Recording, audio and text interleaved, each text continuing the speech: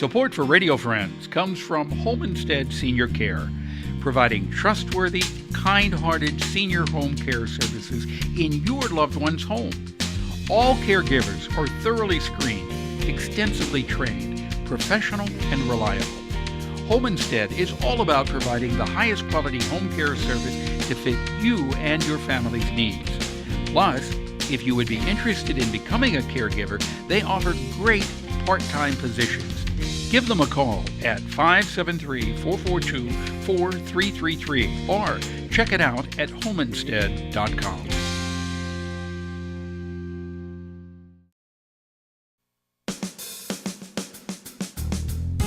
Good morning and welcome to Radio Friends on Thursday, May the 24th. I've got a dear friend of mine with us today, Cindy Mustard. Good to have you back here, Cindy. I'm doing well. Yeah, good to be back here. You brought along a special guest, too. Oh, I did. This is Mary Shaw, and Mary is going to be one of our actresses who are portraying people at the cemetery when history comes alive for Columbia. Okay, history comes alive on Monday, Memorial Day, right, at Columbia Cemetery. Now, this has become an annual event, right? Well, this was our second year, so yes. So it's an annual event. Yes. We did it last year, and Mary last year portrayed Luella St. Clair Moss, who was the first woman president of then Christian College. Mm-hmm. And now Mary Paxton Keeley, who is a really cool lady. Let's talk about the event, though. How did it get started? Why did this come about? Well, there's a couple of us, Jeannie Rogers, Nancy Thomas, myself. We kind of thought, how can we make the cemetery shine in Columbia? It is a roll call of our history. We wanted more people to know about it. We wanted to let people know that a lot of famous people are buried there, that come out and enjoy it.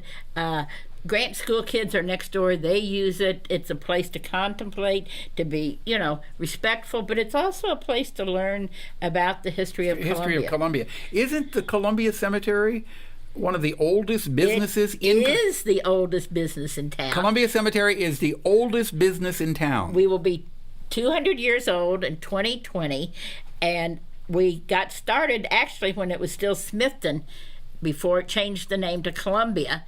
But it was named the Columbia Historic Cemetery. So who owns the Columbia Cemetery? Well, it's basically public property. We have a board of trustees. It's not really owned by any one person. It's not owned by the city. Not by the city, but it does have a charter from the state of Missouri. That's how we really... At first, when the cemetery started, they turned it over to the city to run. Well, the city didn't do a very good job. And so a group of citizens at that time received a charter from the state assembly in Jeff City. And we are a volunteer board of trustees that oversees the cemetery. So it's a not-for-profit organization. So if somebody wants to be buried there, who do they contact? Well, they call Tanya Patton, who is the superintendent and lives there. She lives at the cemetery. She has a home at the cemetery.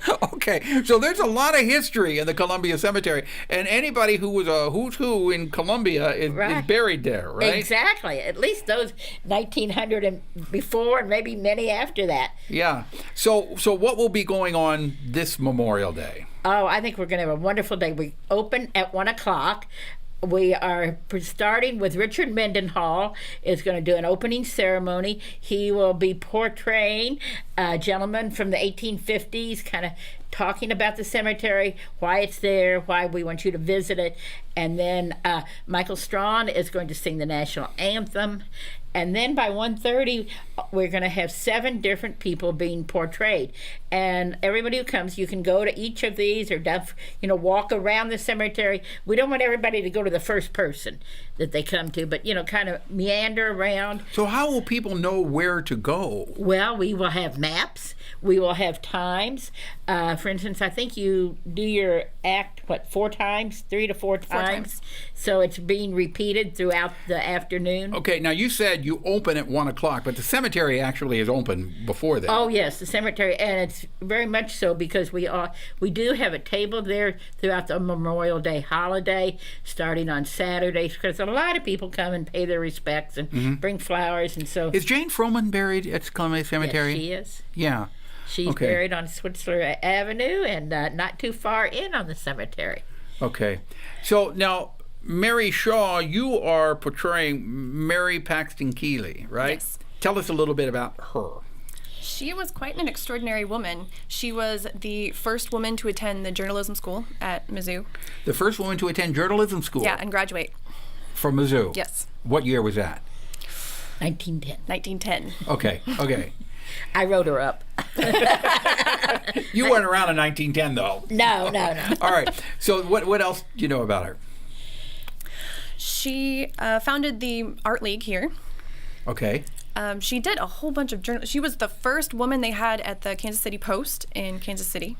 And people would come and stare at her because it was so odd to see a woman in the journalism office writing for the paper. Yeah. So you're going to portray her on Yes. Memorial Day.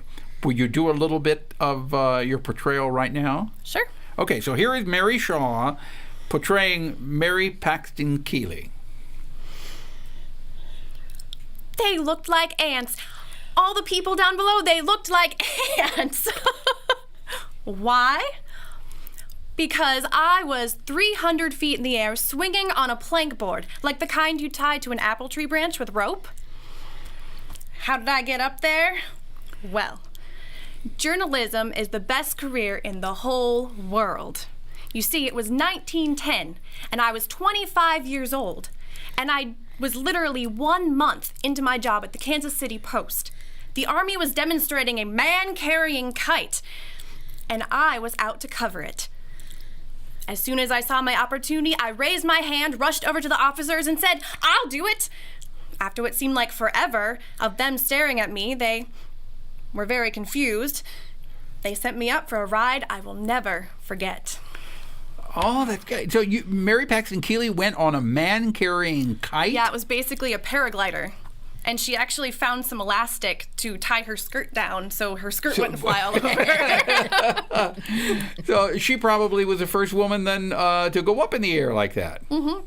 I guess no one from the assembled army wanted to do it, so they sent up this and lady. she was lighter. She was lighter than a man too.